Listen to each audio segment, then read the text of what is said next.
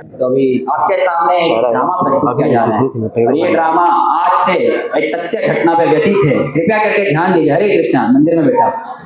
तो ये ड्रामा आज से 5000 साल पूर्व सत्य घटना पर व्यतीत है और वो व्यक्ति कोई नहीं जिसका बचपन में आप कार्टून देखा करते थे, उस व्यक्ति पर आधारित है। तो आइए देखते हैं क्या हुआ वो टाइम पे। हरे कृष्णा। कल मुझे मेरे इन्हीं हाथों की वजह से एक महल तोड़ना पड़ गया। आज पांडव के घर पे स्वादिष्ट और लाजवाब पकवान बनने वाला है, जिसके लिए मुझे लकड़ी की आवश्यकता पड़ सकती है, लेकिन छोटी मोटी लकड़ियों से मेरे लिए खाना कैसे बन सकता है। एक काम करता हूं, पूरा पेड़ ही उखाड़ लेता हूं, क्योंकि मैं हूं कौन? भीम।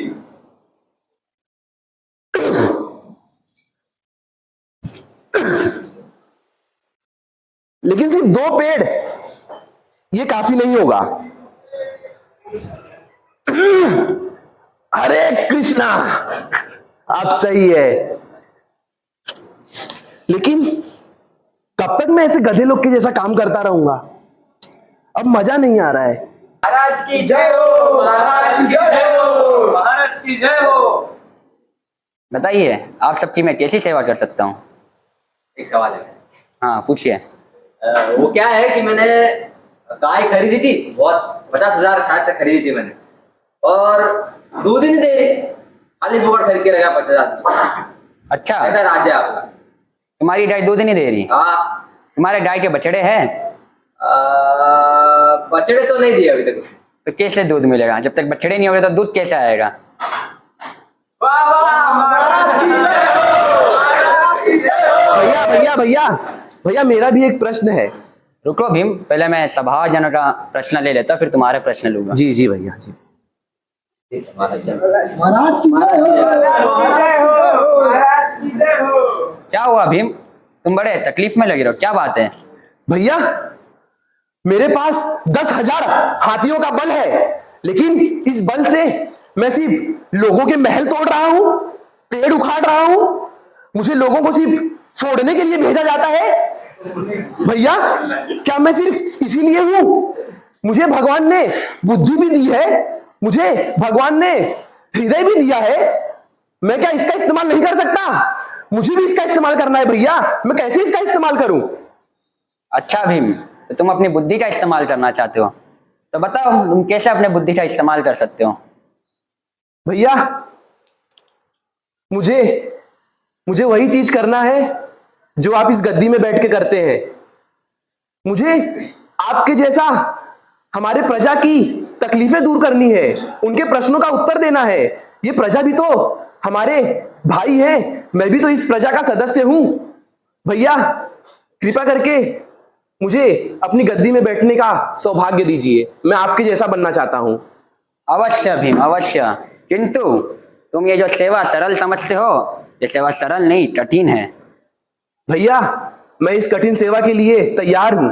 अवश्य, तो कल ही तुम इस गद्दी पे बैठ जाओ, मैं तुम्हारे लिए प्रार्थना करूंगा। अरे धन्यवाद कृष्णा। भैया।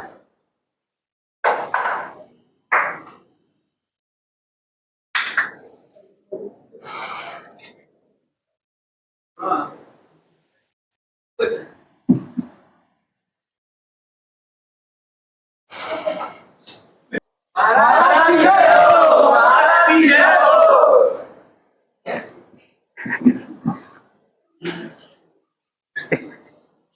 सभा चालू की जाए। प्रणाम महाराज। बोलिए, क्या प्रश्न है आपका? महाराज, मेरा एक प्रश्न था, पर अभी वो 2 हो गए। पूछिए। पहला प्रश्न महाराज, युधिष्ठिर महाराज कहाँ पर है? आज नहीं आए वो।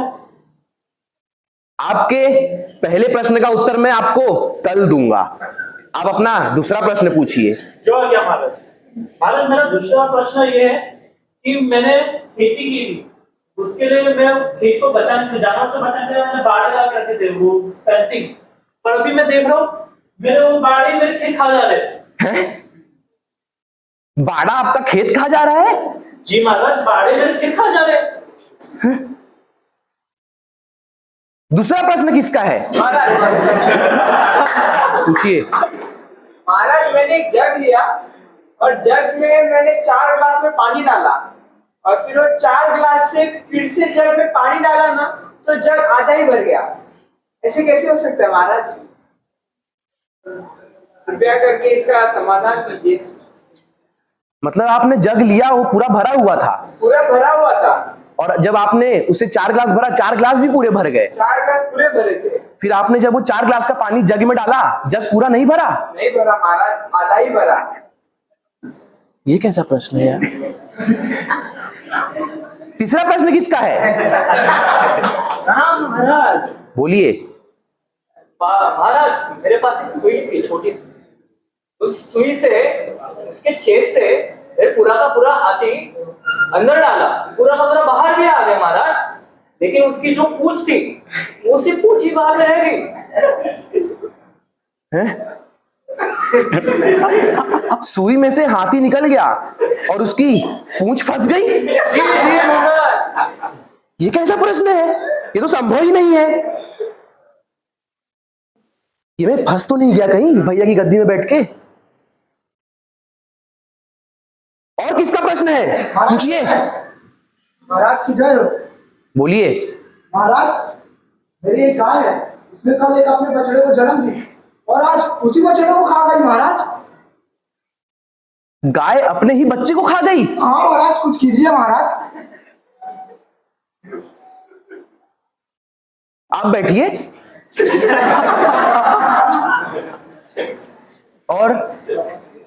और किसी का कोई प्रश्न है?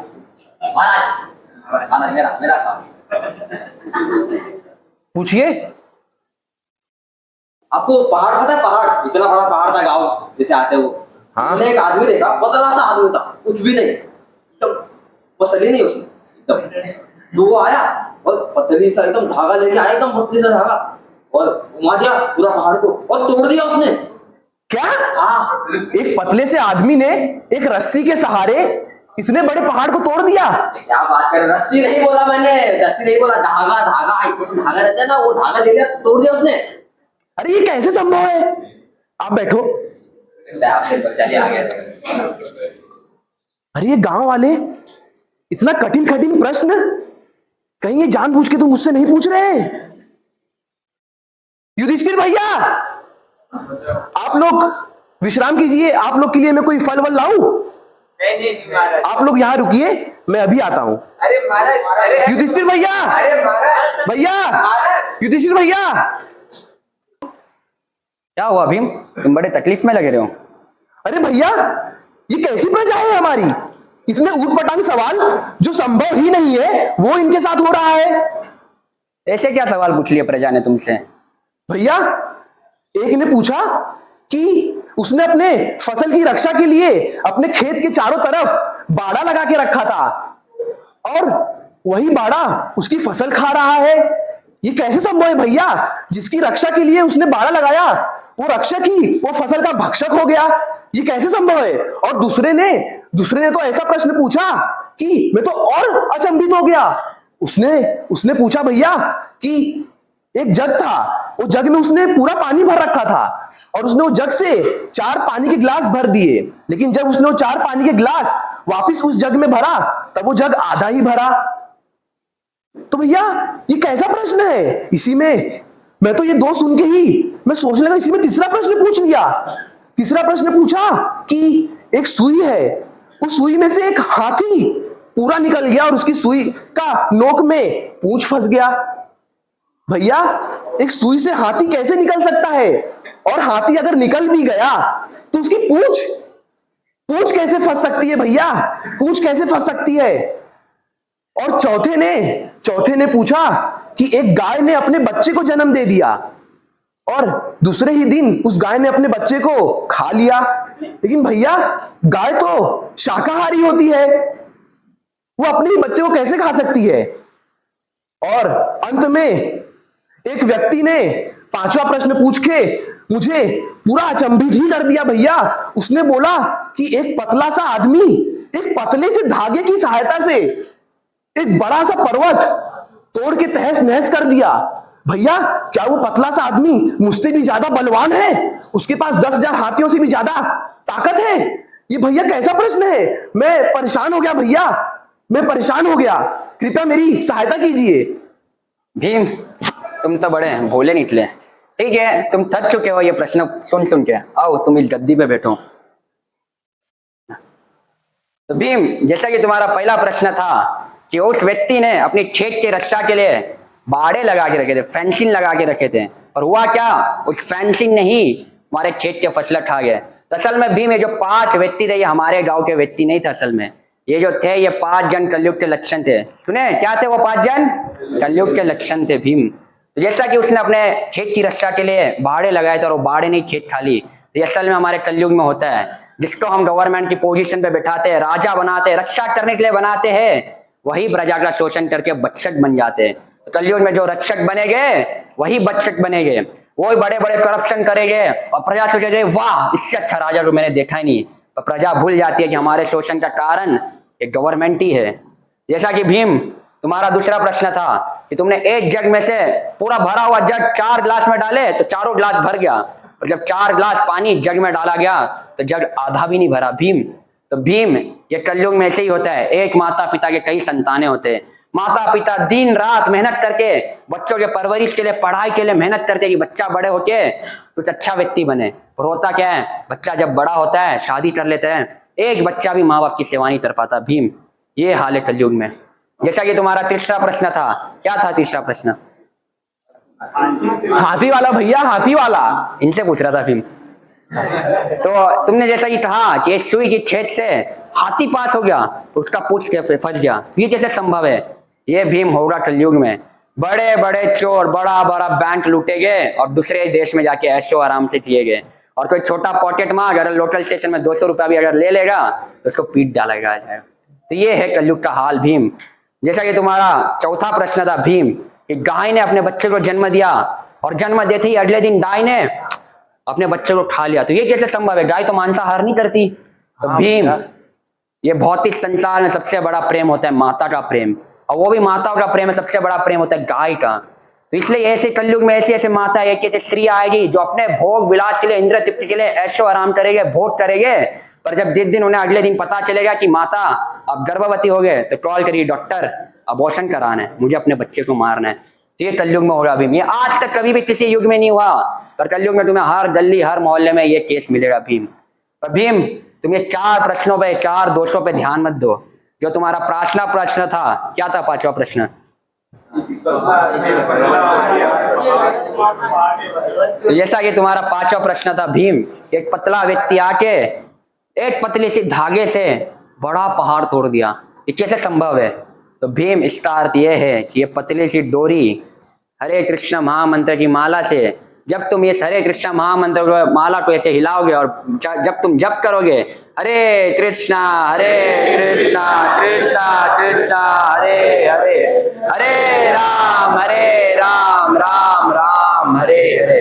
तो भीम, इस माला को सिर्फ हिलाने मात्र से और जप करने मात्र से तुम्हारे जन्म जन्मांतर के बड़े बड़े पाप के जो पहाड़ जैसे है वो क्षण भर में टूट जाएंगे।